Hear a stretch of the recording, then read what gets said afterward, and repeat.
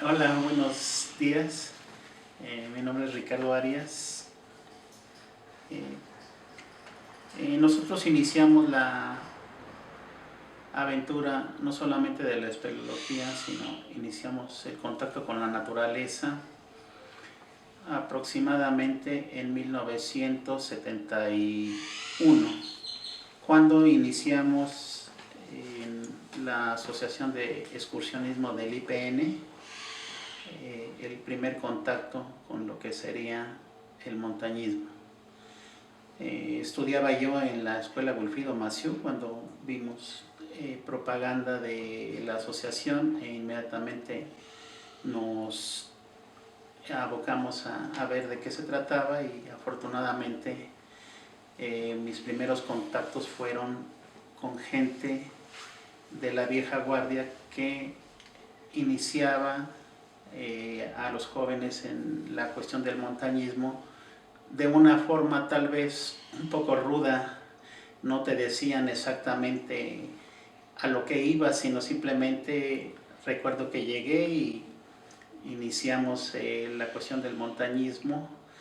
en glaciares orientales. Nos dijeron, hay una salida, ¿qué tengo que llevar? No tengo que llevar nada, sino exclusivamente algo de comida, ropa, y vamos a caminar 2 días. Entonces llegué,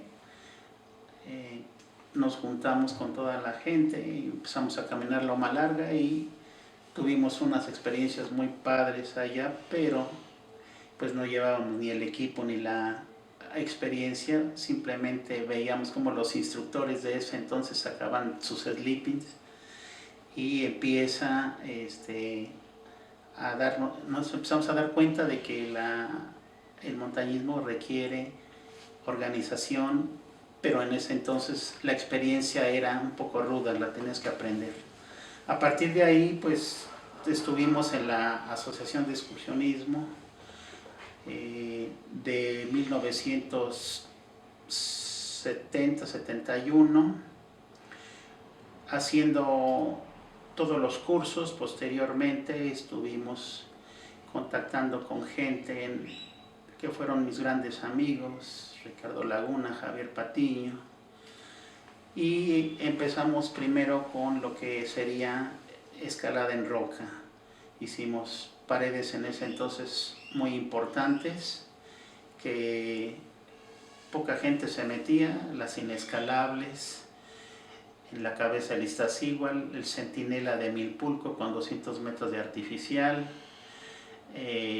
varias paredes en Pachuca, y es así como vamos avanzando, tomando cursos. Posteriormente llego yo a dirigir lo que es el área de alta montaña de la Asociación de Excursionismo,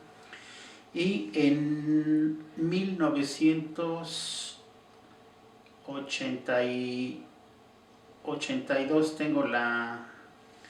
fortuna de conocer al señor Jorge de Urquijo Tobar, que fue pionero de la espeleología aquí en México, y él llega a la Asociación de Excursionismo llevado por uno de los compañeros también del Politécnico, el ingeniero Jorge Ventura, y entonces nos hace el planteamiento Jorge Ventura de que está invitando al señor Jorge de Urquijo para que nos dé un curso de espeleología, pero principalmente es el descender a las 3 cimas más grandes de México: el Sótano del Barro, el Sótano de las Golondrinas y la Olla de las Guaguas. Y así es como se inicia un proyecto que se llama Cimas de México. Y entonces pues el señor Jorge de Urquijo, con toda su experiencia, nos empieza a dar todo lo que es la espeleología en verticales. Con su equipo nos vamos a las estructuras del Politécnico en la alberca, tomamos clases teóricas con él y prácticas en lo que sería la cueva del Oyanco en Morelos, y empezamos a aprender las técnicas de las grandes verticales para finalmente en 1990 mediados de 83 y principios de 84, descendemos a lo que sería el sótano del barro, el sótano de las golondrinas y la olla de las guaguas. Él nos acompañaba desde la parte de arriba junto con el ingeniero Jorge Ventura, estaban monitoreando todo y allí fue donde utilizamos por primera vez un aparato que él diseñó que se llama la pluma, que es una barra de acero, un tubo de acero con un cople que se desarma y en la parte superior, en la parte que queda hacia el vacío, tiene una polea. Entonces se ponía la cuerda, se fijaba, se pasaba por esa polea y entonces no existía un roce y se separaba la cuerda de la pared para que fuera totalmente, no hubiera ningún roce. Entonces así fue como se trabajó en esas cimas y bueno, pues obviamente ahí aprendimos todo lo que es la colocación de speeds, en ese entonces con el barreno y martillo, speed de 8 milímetros, plaquetas, todo lo que es el sistema DIT vertical con crawl y estribos, haciendo el ascenso en forma de oruga,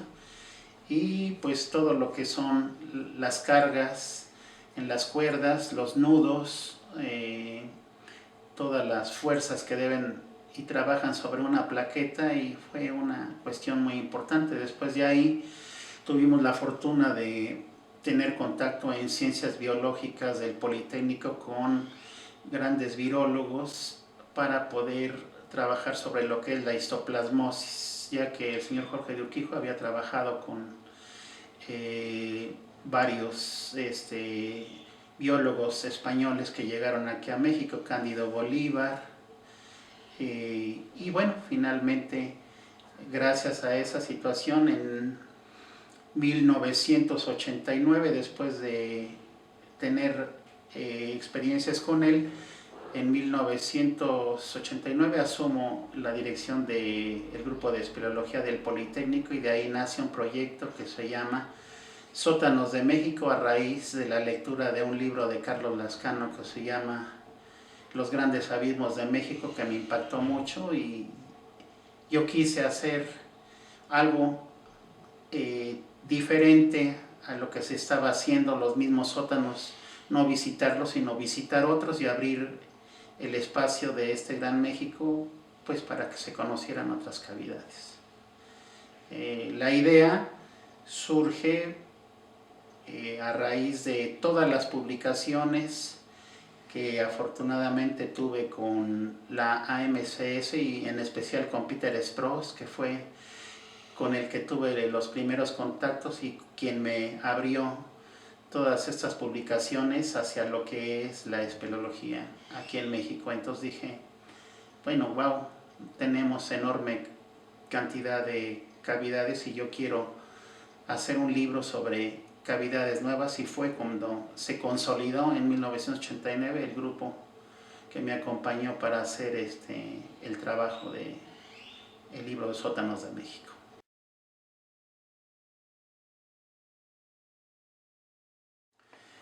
En el aspecto personal y como deportista, una de las principales satisfacciones que tengo fue que a partir de 1989 los compañeros que en ese entonces me acompañaban apoyaron la decisión de poder explorar. La idea era simple. Cuando hacíamos los cursos de espeleología en el Politécnico, que son en ese entonces se les llamaba curso de introducción porque era salidas tanto de media montaña como otras dos salidas de alta montaña y otras salidas de espeleología, para que la gente tuviera un panorama de lo que es el montañismo y entonces decidiera por cuál rama se iba. Cuando nosotros hacíamos el área de espeleología, pues siempre se iba a lo mismo, a las mismas cavidades, a La Joya, a Zacatecolotla, a lo que es el Oyanco, para poder darles alguna pequeña introducción a los jóvenes a Cacahuamilpa. Entonces la idea era abrir ese panorama y no estar visitando siempre las mismas cavidades. Entonces, a partir de la lectura de varias publicaciones y de ver lo importante y grandes cavidades que había en México, pues entonces inicié y iba yo seleccionando de todas las lecturas, seleccioné un promedio de 20 cavidades en diferentes lados que desde mi punto de vista resultaba atractivo porque no se conocían esos lugares, porque eran tiros verticales de gran magnitud o porque estaban dentro de zonas de reserva que pocas veces se habían visitado, no se conocían en algunos casos, o si se conocían, a la hora de su lectura resultaban que eran muy intrincadas las ubicaciones donde estaban, y eso significó un reto para mí, el tratar de ubicar nuevamente esas cavidades, ya que a la hora de su lectura pues manejaban los mismos exploradores, obviamente que les había costado a ellos, con toda la experiencia que tienen, ubicarlas y luego de ahí descenderlas. Entonces fue así como empecé en 1989 con la primera cavidad, que fue la Olla de la Luz. La recuerdo con mucho cariño, en San Luis Potosí, arriba de Xilitla, porque significó para mí el arranque de este proyecto y de una serie de experiencias, ya que todo el grupo que me acompañó, a la vez que eran grandes amigos, también eran grandes exploradores también, que tenían ganas de conocer otras cavidades. Entonces ellos complementaban el aspecto técnico con el aspecto científico. Unos eran ingenieros mecánicos, otros eran biólogos, geólogos, y unos tenían mucha habilidad deportiva. Entonces se conjuntó un grupo tan importante que fuimos haciendo este proyecto. Aquí surgió algo muy importante, con lo cual me siento satisfecho. Pudimos abrir ventanas hacia empresas, hacia secretarías de turismo, hacia Comisión Federal de Electricidad, hacia empresas también de alimentos, que pudieron darnos el apoyo. En ese entonces el Politécnico tenía algunas personas en actividades deportivas, no todas, que realmente les interesaba el deporte y que no únicamente llegaban a lucrar con el puesto y a quedarse con los recursos. En ese entonces el ingeniero Alejandro Romo le interesó el proyecto y nos estuvo apoyando junto con diversas empresas. Le hicimos peticiones a gobiernos de los estados, a gobernadores, y nos brindaban el apoyo en logística, tanto en transporte como en alimentos, y en algunos casos en hospedaje. Fue así como fuimos consolidando recursos. Aparte, el equipo que cada uno aportaba, que era personal, se volvió un equipo conjunto que complementamos con algunos patrocinios que nos dieron, y fue así como empezamos a ir adquiriendo experiencia caminando por esas sierras. Algo muy triste y a la vez satisfactorio es que todos esos lugares, cuando se iniciaron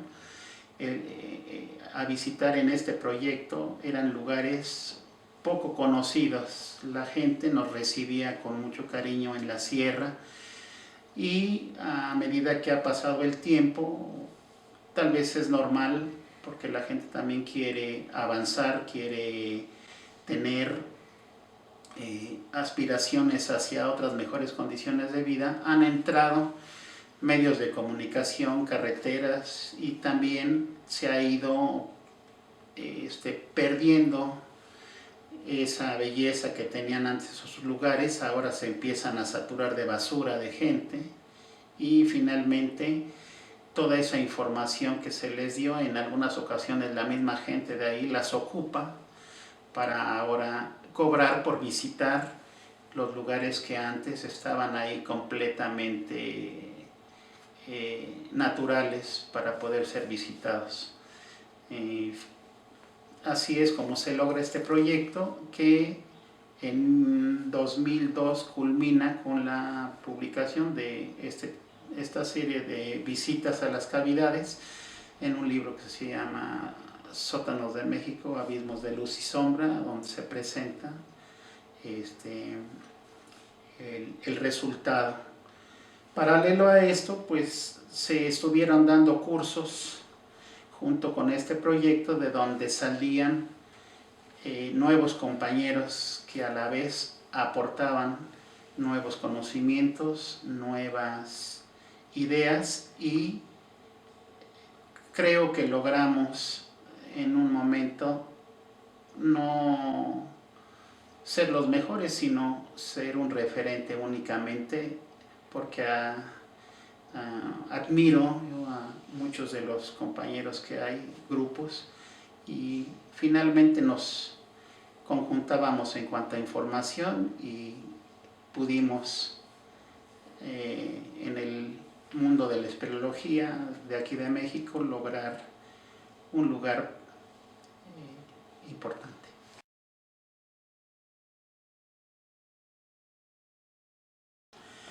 Finalmente, lo que a mí me gustaría comentar es agradecer a las personas que desde un inicio me formaron en esto, en especial pues a mis compañeros que ahora son mis grandes amigos, a mi esposa. Y bueno, en este sentido, con lo que yo pudiera sentirme satisfecho, porque no puedo decir ni me gustaría mencionar cosas que no corresponden a la forma de pensar mía, es en el sentido de que lo que se logró fue tratar de dar a las nuevas generaciones la importancia de la exploración, en el sentido de que no nada más tenemos que repetir o hacer lo que ya se ha hecho, se tiene que buscar nuevas exploraciones, se tiene que sentir esa fuerza que en un momento te da la exploración, porque son momentos en los que la vida te ofrece la oportunidad, y entonces es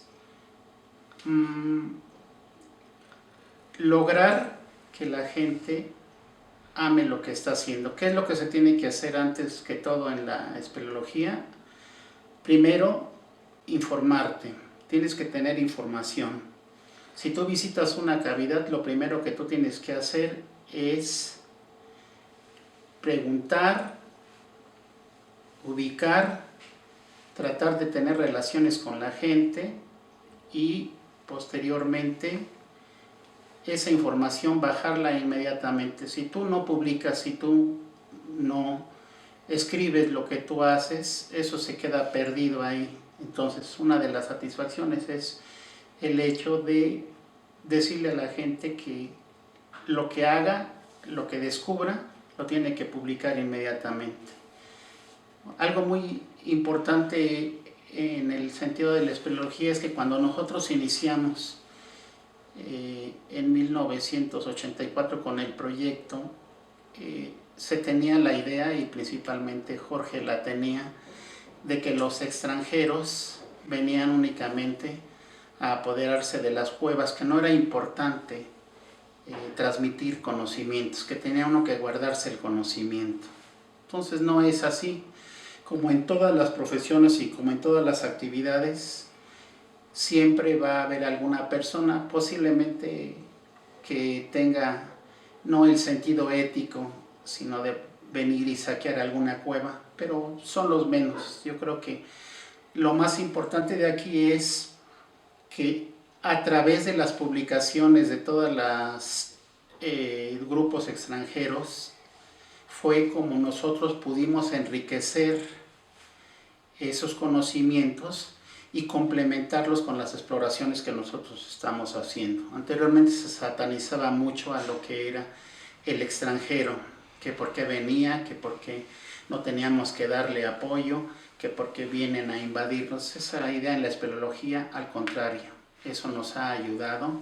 a crecer. Entonces, una de las satisfacciones más importantes es el hecho de haber tenido el apoyo también de grupos de espeleólogos extranjeros, en especial de la MCS y de Peter Sprouse, y haber dejado en el Politécnico y en las nuevas generaciones el gusto por la exploración, el deseo por la exploración. Ahora me enorgullece el que todavía algunos de mis compañeros están al frente y todavía hay esa filosofía. También debo de reconocer que ya no hay la misma pasión en algunos casos, como que queremos que todas las cuevas estén a metros o muy cerca de nosotros para poderlas explorar. De otra manera, como que ya caminar muchas horas o buscar cuevas muy difíciles ya no es un atractivo muy grande, como que queremos que ahora todo sea más fácil. Y bueno, pues aunado a esto, con la inseguridad que se ha presentado en los últimos tiempos, también es entendible que no es tan fácil ya adentrarse en zonas que anteriormente estaban libres de peligro o era más accesible entrar que ahora. Entonces, pues finalmente, lo que les digo a los nuevos jóvenes es que si desean explorar, antes que todo, tienen que ubicar una zona. Tienen que meterse a cartas geológicas, ubicar las calizas. Si no tienen el conocimiento de calizas, asesorarse con geólogos para poder ver el potencial de esas calizas. Hay zonas que todavía son enormes tesoros de cavidades. Entonces, finalmente, buscar cartas geológicas, asesorarse, pueden dirigirse a la AMCS. Después de ahí, de que ya tengan la zona que ustedes van a explorar, meterse primero antes y llegar con las autoridades, con la gente de la comunidad, hacer buenas relaciones. Posteriormente de ahí, hacer toda la prospección de la zona y finalmente publicar. Eso es lo más importante, publicar para que esto quede como una experiencia no solamente de contacto con la naturaleza, sino aporten y dejen un legado. Principalmente hay una opción ahorita para los espeleólogos que en algunas zonas o en algunas poblaciones se está solicitando el apoyo a espeleólogos por parte de los municipios para la localización de agua. Entonces pueden ustedes intentar llegar a esos municipios y seguramente van a tener el apoyo y a la vez van a ustedes a tener la satisfacción de brindar conocimientos a esas comunidades para aporte de agua o aporte de cuevas en el aspecto turístico.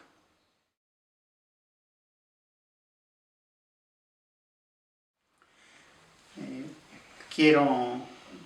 desde aquí agradecer en primer lugar a la vida por haberme brindado la oportunidad de tener esa experiencia, a todos mis amigos y compañeros, tanto del Politécnico como de otros grupos, que consideraron importante mi trabajo, a mi familia por estar siempre apoyándome, y a Dios por haber permitido en ese espacio de tiempo tener la oportunidad de visitar este bello territorio que es México.